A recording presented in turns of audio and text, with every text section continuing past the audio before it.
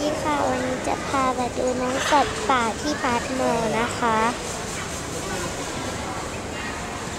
ต้องพูดเบาๆเดี๋ยวสัตว์ตกใจค่ะป๊าค่ะยังไม่ตื่นมาดูแฮร์รี่ตกกันค่ะ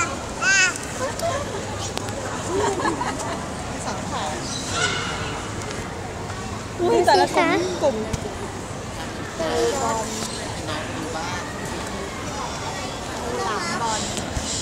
อะไรอ่ะ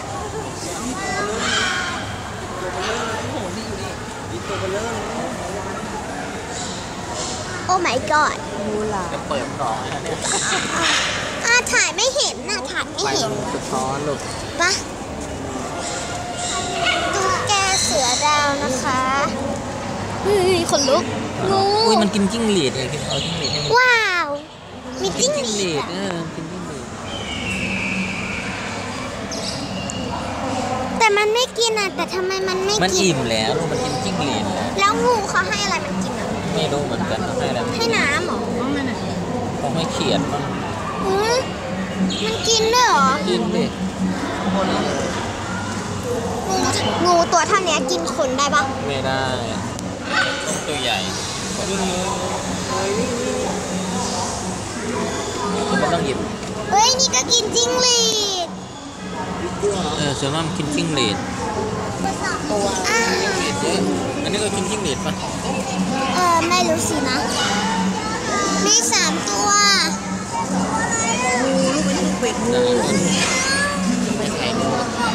ทำไมมันนิ่งจังเลยพวกนี้มันกินอันนี้อ่ะกินอาหารหนูแฮมสเตอร์ได้วิ่งแล้วให้มันวิ่งกับกินน้ำ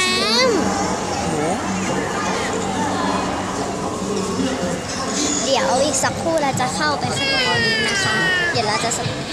อีกสักครู่หนึ่งเดี๋ยวพอถ่ายรอบหมดนี่แล้วเดี๋ยวสักครู่หนึ่งจะตอบแล้วก็เข้าไปข้างในให้ดูกันนะคะเข้าไปในกรงข้างในให้ดูกันได้เต็มตาค่ะมีนกแก้วนกอะไรเยอะแยะไปหมดเลยค่ะตัวรุ่นนี้เนี่ยที่มันห้อยตัวเดี๋ยวก็ได้เข้าไปดูแล้วพ่อเข้าไปได้จับด้วยอีกัวน่าเล็กอีกัวน่าเล็กอีกัวด้าและเป็นที่มีความเชื่อสามารถให้ทุกท่านสัมผัสได้อย่างใกล้ชิดรู้บันทึกความใหญ่ของเต่ายักษ์สุขต้าเต่ายักษ์นักเดินทางแห่งแอฟริกาที่มีขนาดใหญ่เป็นอันดับ3ของโลกหรือจะใกล้ชิดกับกิ้งก่าคาเมเลียนกิ้งก่าสุดประหลาดที่สามารถเปลี่ยนสีได้และมีเวลาได้เต่าอลิเกตอะไรไม่รู้อ่ะจะมาเถอะเฮ้ยแต่ตัวตรงนู้นมีตัวลูกอันนี้ด้วย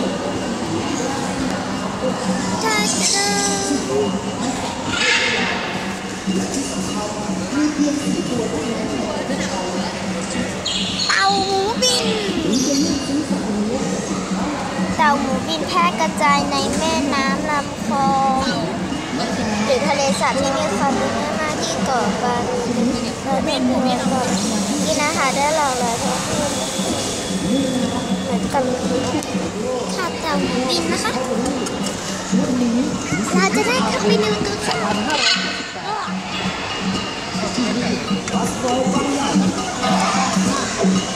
เดี๋ยวรอสักครู่ต่อไปก็คือน้องเหลียวนะคะตาหลับตาย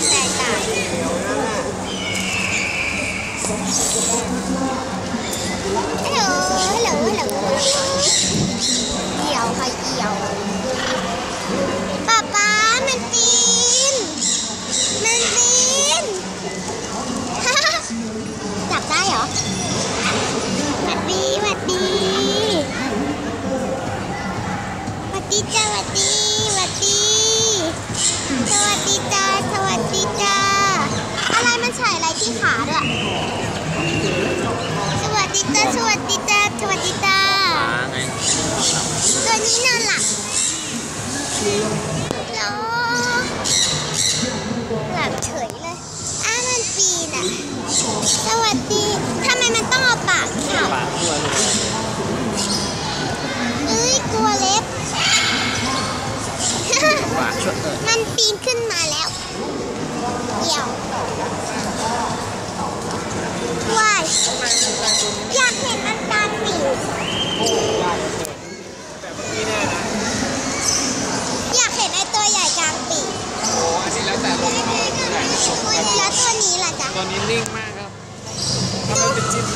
จะอยู่อย่างเงี้ยทั้งวัน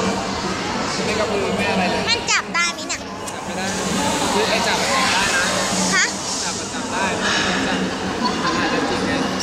แล้วมันจิก แล้วไอ้ตัวใหญ่อ่ะอยาก จับแล้วจิกเลย หนูอยากให้มันกางปีกเอ้ยจะกางไว้จะกางยังจะกางยังใหญ่ใหญ่ใหญ่ใหญ่ใหญ่อ้าวโอ้โห กางปีก ตัวใหญ่มากมากเลย ว้าว สวยมากมากดีนะที่ถ่ายวิดีโอมาเลยเก็บภาพได้ ตัวมันใหญ่มาก เสียงปิด หวัดดีขับใจขับใจอุ๊ยดูว่าตาตา หลับจะหลับแล้ว ตลกอ่ะ เอาหลับแล้วไหนไปดูตัวนี้อ้าวมันหันตูดให้หลับแล้วหลับแล้วหลับแล้วหลับแล้วหลับแล้วหลับแล้วหลับแล้ว